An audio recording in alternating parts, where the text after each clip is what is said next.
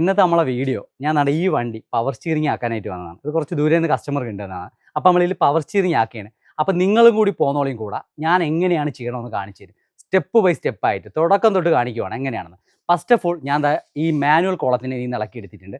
അപ്പോൾ ഇത് പറയേണ്ട കാര്യമില്ല, നിങ്ങൾക്ക് എല്ലാവർക്കും അറിയാം എങ്ങനെ ഇളക്കേണ്ടതെന്ന്. ഇത് ഇളക്കിയെടുത്തതിന് ശേഷം നമ്മളിനി വയറിങ് റെഡിയാക്കും. വയറിങ് റെഡിയാക്കിയിട്ടാണ് അടുത്ത സ്റ്റെപ്പ് ബൈ സ്റ്റെപ്പായിട്ട് നമ്മൾ ഓരോന്ന് ചെയ്യുന്നത്. അപ്പോൾ നമുക്ക് ഫസ്റ്റ് എന്ത് ചെയ്തു, മാനുവൽ സ്റ്റിയറിങ്ങിനെ ഇളക്കിയിട്ടുണ്ട്. എന്നിട്ട് അടുത്ത സ്റ്റെപ്പിലോട്ട് നമുക്ക് പോകാം.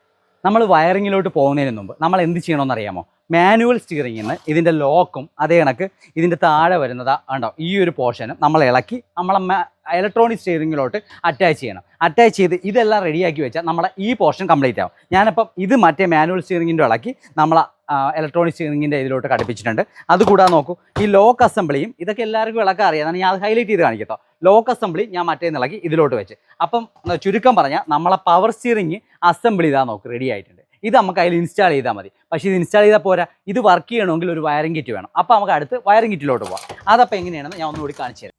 ഇതാ നോക്കൂ, അപ്പം വയറിംഗ് കിറ്റ് നമ്മളെല്ലാം ക്യൂട്ടായിട്ട് റെഡിയാക്കിയിട്ടുണ്ട്. അപ്പോൾ വയറിംഗ് കിറ്റിൻ്റെ കണക്ഷൻ ഞാൻ കുറേ വീഡിയോ പറഞ്ഞിട്ടുണ്ട്. എന്നാലും ഒന്നും കൂടി പറഞ്ഞു തരാം, പുതിയതായിട്ട് കാണുന്ന ആൾക്കാർക്ക് വേണ്ടിയാണ്. അപ്പോൾ അവർക്കിത് കുറച്ചുകൂടി ഉപകാരപ്പെടും. നോക്കൂ, ഇത് നമ്മൾ ആൾട്ടോയ്ക്ക് ഉപയോഗിക്കുന്ന സെയിം കപ്ലറാണ്. അതിൻ്റെ തിക്കായിട്ടുള്ള 2 വയറുണ്ട്. അതിൽ ഒരു വയർ റെഡും ബ്ലാക്കും വരുന്നു. അത് കണ്ടോ പോസിറ്റീവ് കണക്ഷനായിട്ട് എടുത്തിട്ടുണ്ട്.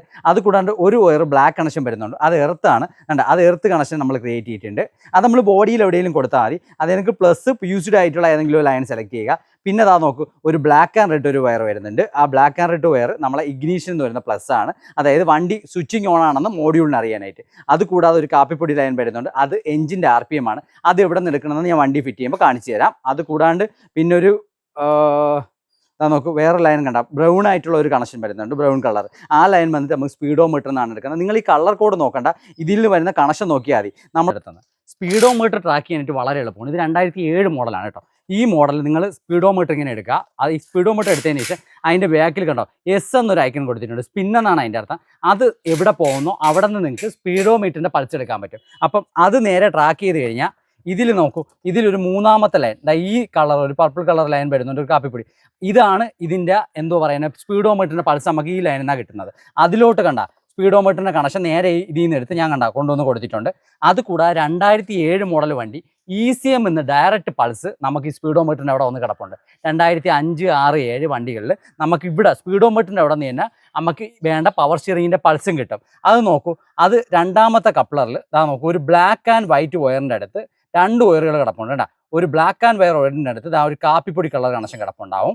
ഈ കാപ്പിപ്പൊടി കളർ കണക്ഷനാണ് നമുക്ക് വേണ്ട പവർ സ്റ്റിയറിങ്ങിൻ്റെ പൾസ്. ഇത് ഓൾറെഡി ECM ജനറേറ്റ് ചെയ്യുന്ന പൾസാണ്. അത് ഇവിടം വരെ വന്ന് കിടപ്പുണ്ട്. അപ്പോൾ നമുക്ക് വേറെ എങ്ങനെ ലൈൻ എടുക്കേണ്ട കാര്യമില്ല. കമ്പനിയും ഇനിയും തന്നെയാണ് എടുക്കുന്നത്.